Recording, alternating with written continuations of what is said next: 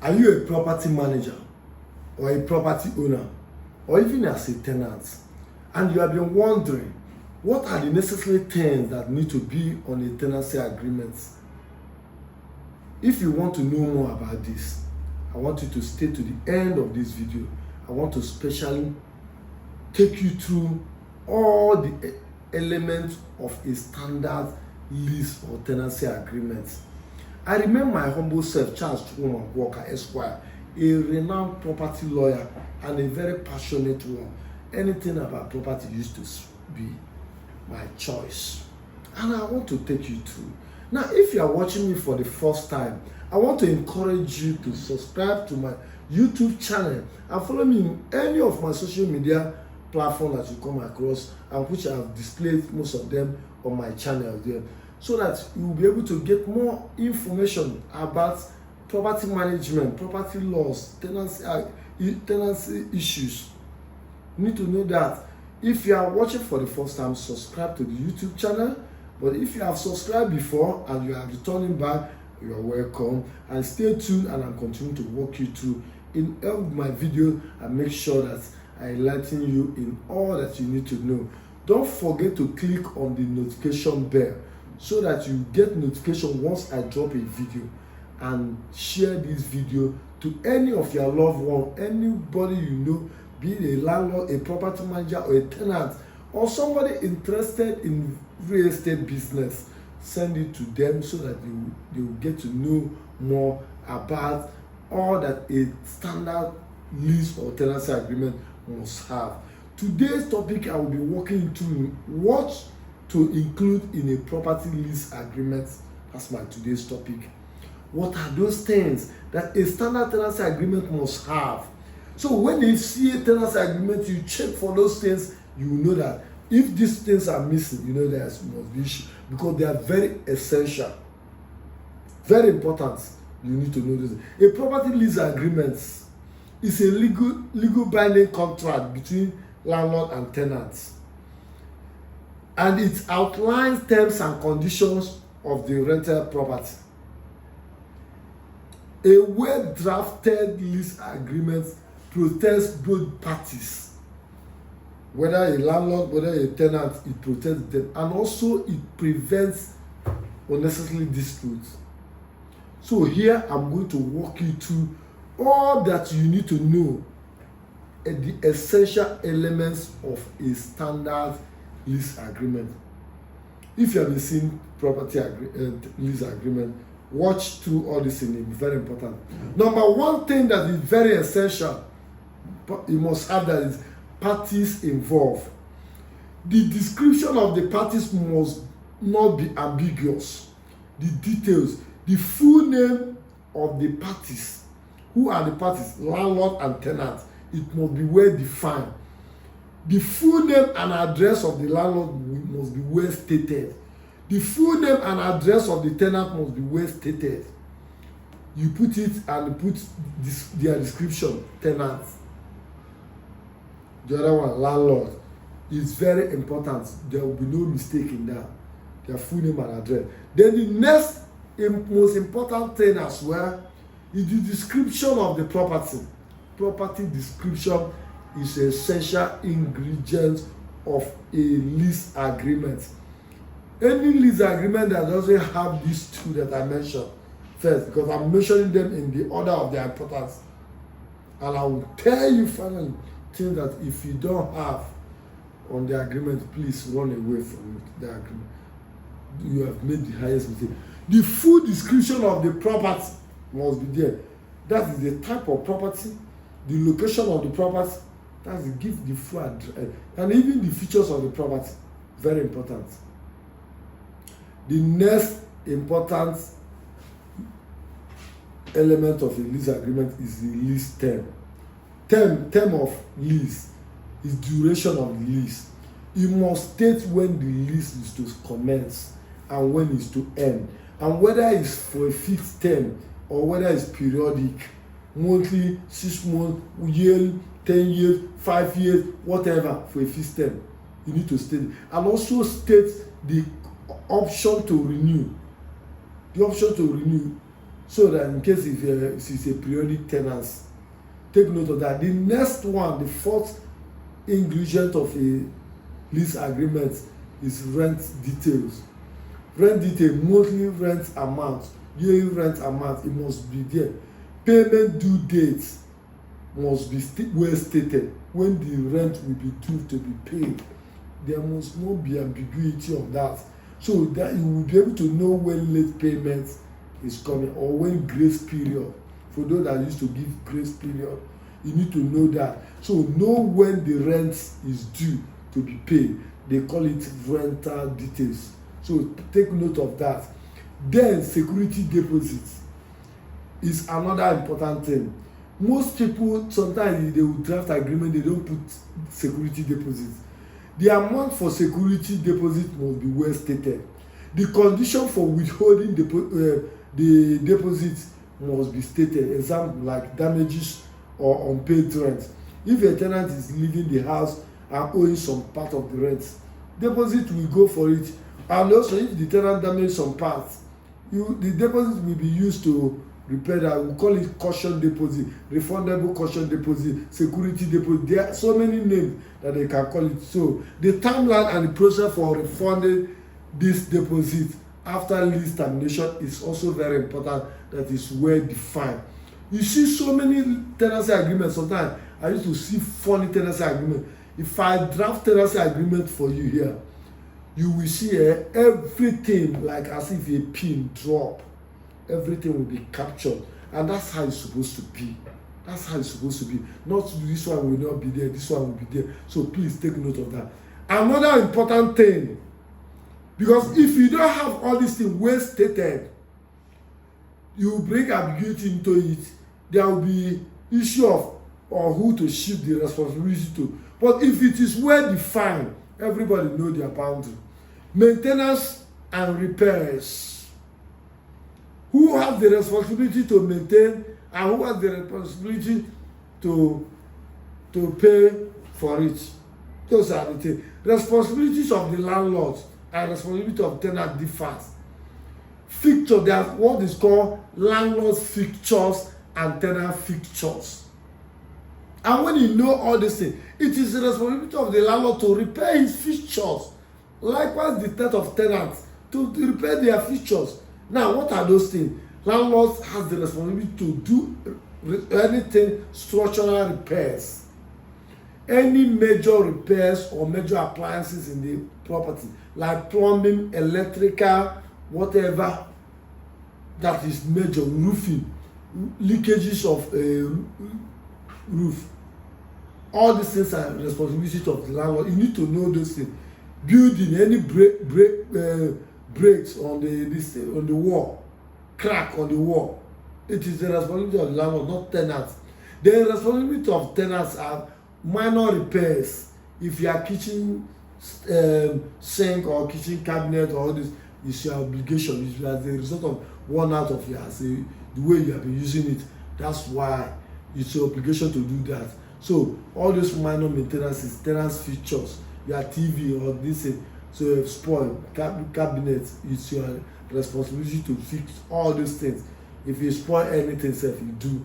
So the process of this, except if it's well defined, you define tenancy agreement. We define all these things.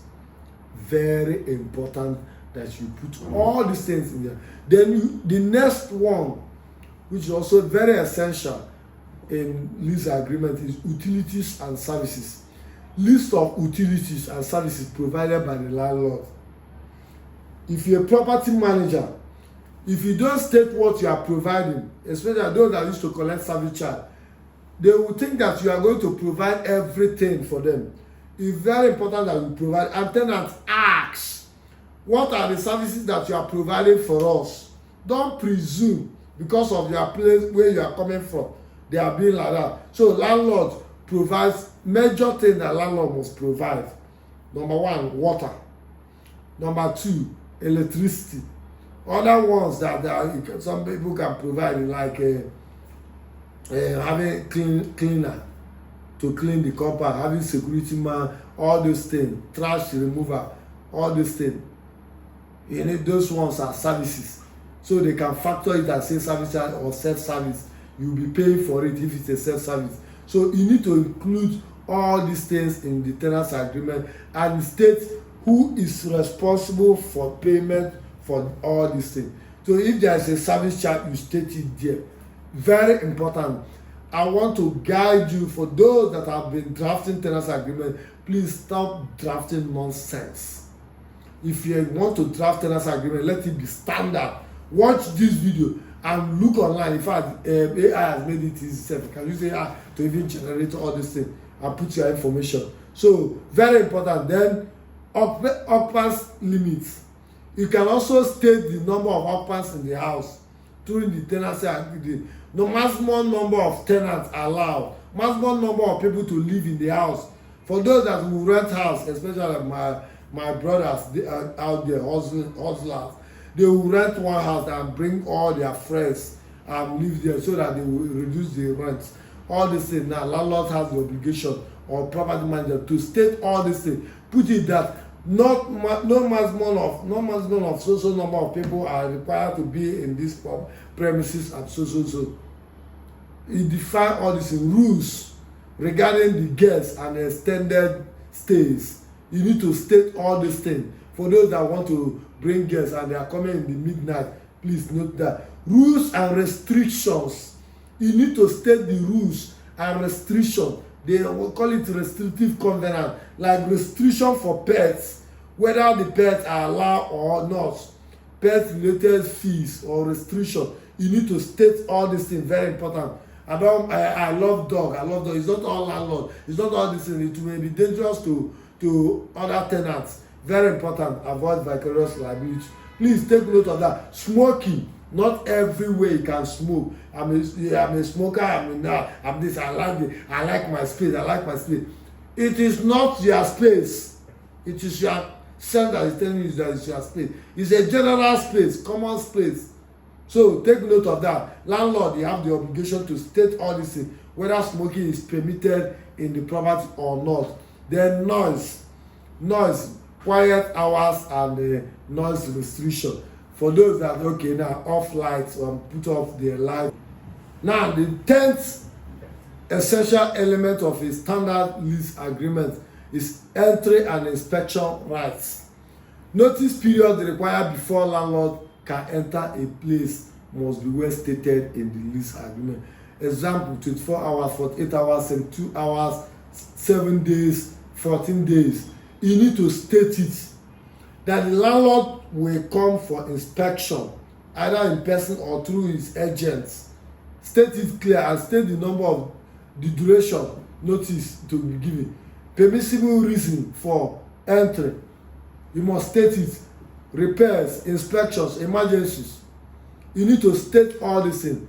Number 11, lease termination and eviction. You need to state this very well, when to terminate or when to evict tenants. Notice period for termination by tenant or landlord. You need to state it, whether it's 6 months, 3 months, 2 months, 1 month. Please note that if the tenancy agreement says 60 days or 90 days or 3 months, please note that you are not going to be entitled again to your 6 months notice. Note that landlord, you have the right to state all these things to avoid presumption of law. Presumption of law will come, equity will come to play, statutory provisions will come to play. Why not just make a standard agreement and state the duration? If I want to terminate the tenancy, this is the number of notice I will give. Please take note of that. Condition that may lead to eviction, you need to state it. Non-payment of rent, lease agreement violation. When you violate any clause, state all this thing. Move out procedure, how to move out, property condition expectation. You need to state all these things. Very important. Then another important thing, subletting and assignment. Some people will collect house and sublet it to so many people without the consent of the landlord. It's wrong. You need to seek the consent of the landlord before you sublet. And even so, they end up even assigning. he cannot assign. So whether subletting is allowed or not, you need to state it on the tenancy agreement. Condition for subletting, maybe based on for landlord approval. Take note of that, and that approval must be sorted and obtained before you do that. Please take note of that. Then legal disclosures. Note that the landlord, there are some obligations. You can disclose some things. If there's any issue with the property, you can state all this one, but all this one you see, we will always become silent in that. We will not be able to. If there is a mold or other health related issues, you need to disclose it. If there is flood, there are some property that if you go to when they release dam in Lagos State, some part of Ogun State and some part of Lagos State will be flooded. Please tell them, state it there if you want to be good, because when the time happens, that thing can cause grief and tenants will start reacting. So please take note of that. The next one, the very last one, and very important, is that the tenancy agreement must be duly signed by the landlord and the tenant. It is very important. Signature and dates of signing is very important for both landlord and tenant signing it, and this is what validates that agreement. It's very important. Now, what are the other optional clauses you can put, like renters insurance requirements? So putting insurance there, whether tenants must carry out rental insurance or whether landlord must insure the property. All these things are there. Parking rules, designated parking space or restrictions, all these things, you can decide to put them, you can decide to be silent there. Then furnishing, list of furnitures that you need to be included. Then if you want to, for those that are doing a service apartment that used to furnish it, it's very important that you know all this in now. Very important. Final thought, a well-drafted lease agreement protect both the landlord and tenants, and tenants always have this as an opportunity to protect themselves, because it clears all expectations. So if you're a tenant and you're moving into a house, please request for a tenancy agreement. And if you're a landlord, stop dodging to give the tenancy agreement, because that is where you can set your rights and set boundaries. It is very important you do all these things to avoid problem. Thank you. If you are watching me for the first time, I want to encourage you again to subscribe to my YouTube channel and follow me on all my social media channels, and click on notification bells to get notification anytime I drop a video. And don't forget to share this video. Share it to your loved ones, share it to your friends, share it to anybody you like. And if you have any issue, if you have any comments, any challenge, you can drop it on the comment section, and I'm going to ensure that all comments is being attended to. We'll answer them. My phone numbers will also be made available on the website, on the channels and social media platform, to enable you to reach out to me to ask questions. You can drop your question on the comment section. You can still ask. You can call me on phone. I can answer you. And if you want to read more or know more about landlord and tenancy issues, I want to encourage you to subscribe to our newsletter on our website. Visit our website www.chamanlawfirm.com, so that you'll be able to get to see so many other articles we have written. We have thousands of articles we have published on the website to educate the audience out there, and we're decided to make this video for those that don't want to read but they want to watch. You can also watch. And if you want to have more information about property management, and you can go to our property website www.chamanproperties.com. You get to see so many things, and you also want to do consultation with property managers so that you get a better idea of what you need to know. Please take note. Don't make mistake.